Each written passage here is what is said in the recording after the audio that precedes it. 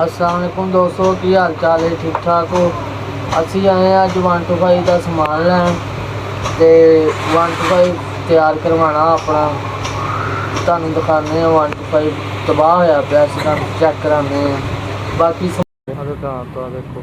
लो जी 125 का बिल बन गया माशाल्लाह। तुम जाके चेक कराने सैटिंग करवा लो जी। काम करा रही हैं 125 का, चेक करो।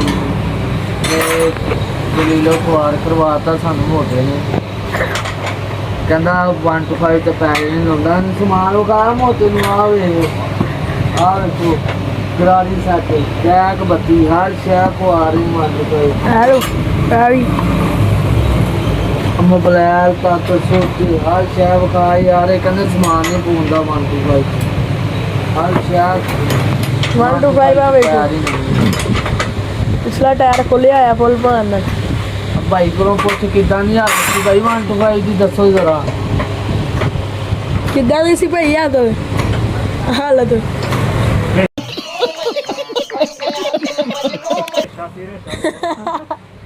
रेशा फुल खड़किया पिया सी तो तुसी की कहना चाहते हो मोटे ने?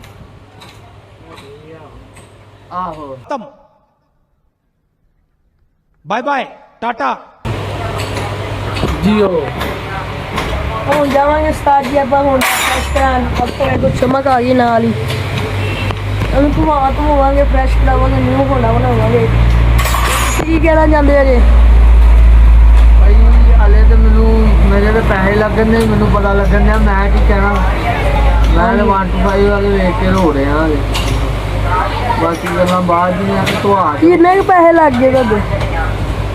तकरीबन हूँ तक तो लग ही गया 7-8 हज़ार रुपया लग गया। पहले किन्ने लाए सी? पहले 10,000 रुपया लाया माशाल्लाह। भुल गया सी। रेशा बनाता एक बंदा सीगा लैके जाता रहा माशाल्लाह।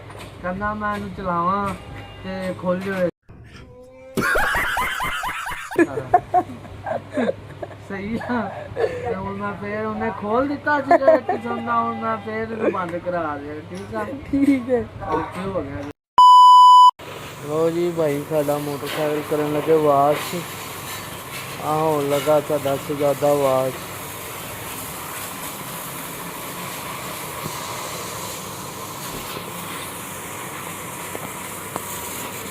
होएगा वाश तो तुम दिखाने ठीक है।